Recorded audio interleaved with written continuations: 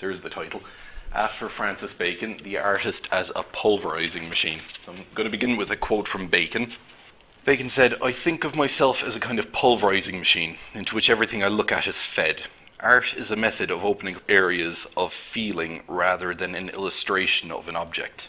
A picture should be a recreation of an event rather than an illustration of an object." Bacon's pulverising machine was his way of making sense of the world, the unfair, uncaring, and dispassionate carnal world of excess he inhabited.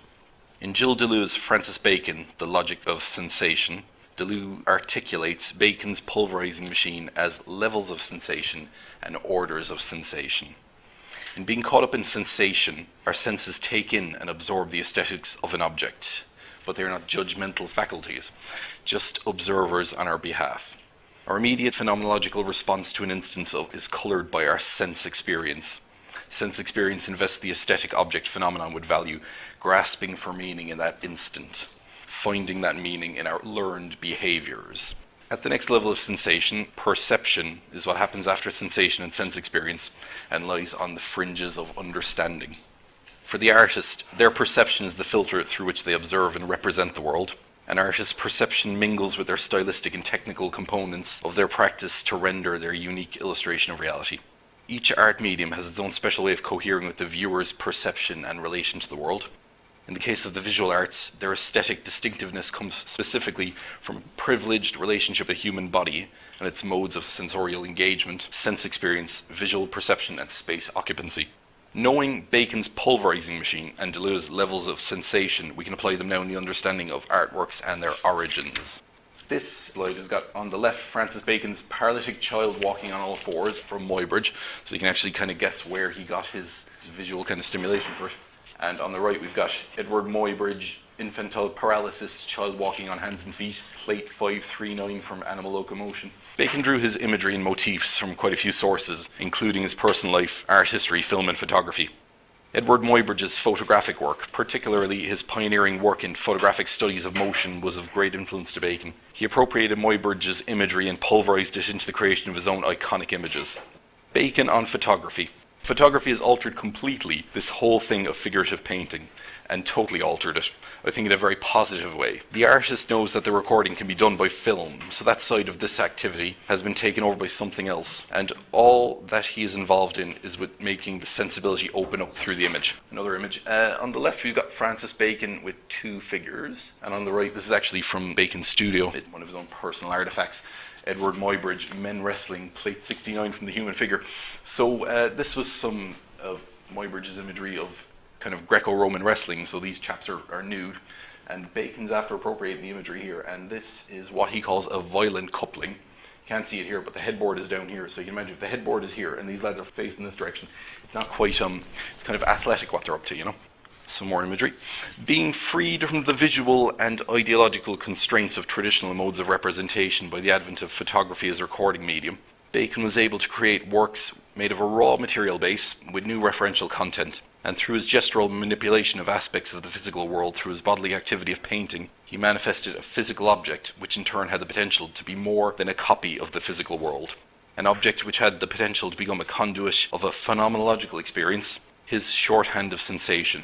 So pictured are Bacon's study after Velázquez's portrait of Pope Innocent X, Velázquez's original portrait of Pope Innocent X on the right, and a still from Sergei Eisenstein's Battleship Potemkin, a reproduced copy of which became the template for Bacon's silent scream. Bacon's kind of mashed and pulverised these two images together, and probably a lot of internal forces to kind of create that image. So I'm going to move on to another artist called Gottfried Helnwein. This is an example of the work of Gottfried Helnwein, I should say, an Austrian-Irish photographer and painter. This is a set of photographs of Marilyn Manson incorporating the iconic aesthetic of Mickey Mouse.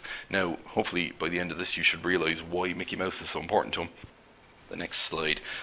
On the left we've got painting, although it's a very photoreal painting, by Gottfried Helnwein. It's called The Disasters of War 28. In the centre we've got Goya's from his Disasters of War series, plate 39, which is called the Grande Hazana con Muertos, a heroic feat with dead men, a very iconic image.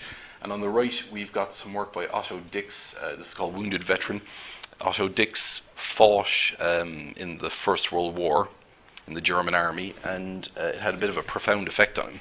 And he spent a lot of his later life, actually some of the wartime, producing images of the trenches, and then afterwards producing images of damaged soldiers.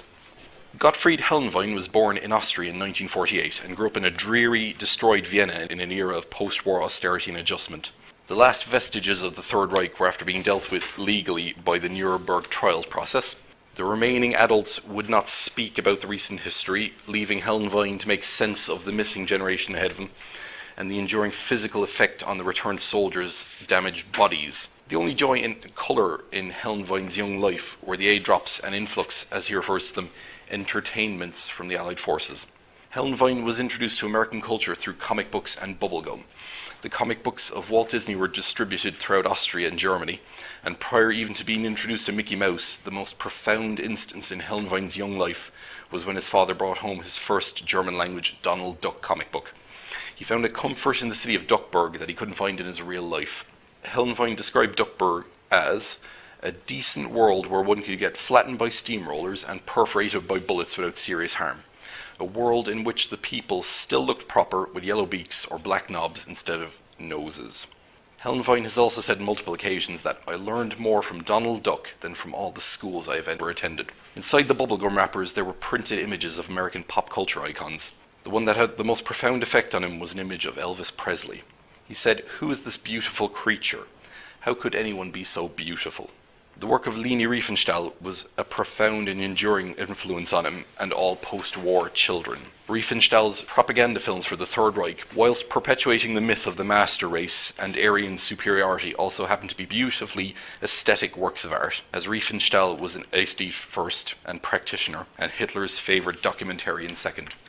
So this is probably Riefenstahl's most famous film.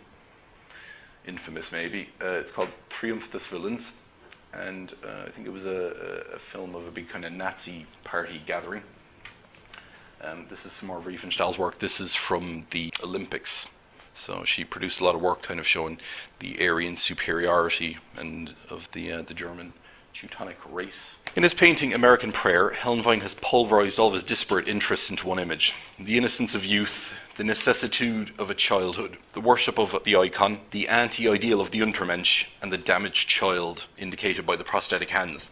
This might be hard to see, but these are prostheses, they're wooden hands. This is an extract from Advice on the Painting of Portraits by Elisabeth Vigée-Lebrun. You might notice how in general the German, and especially the Austrian race, have ears that are situated a little too high according to perfect proportion. Bearing that in mind and scrutinizing the child's physical appearance, we can see that this is not the all-American boy. However, this is also not the Aryan child. This child, with his dark hair, low-set ears, larger nose, and physical disability, is the Untermensch, the discarded, damaged, and unvalued individual. A person who didn't fit into the Third Reich's vision, except as a casualty of the final solution.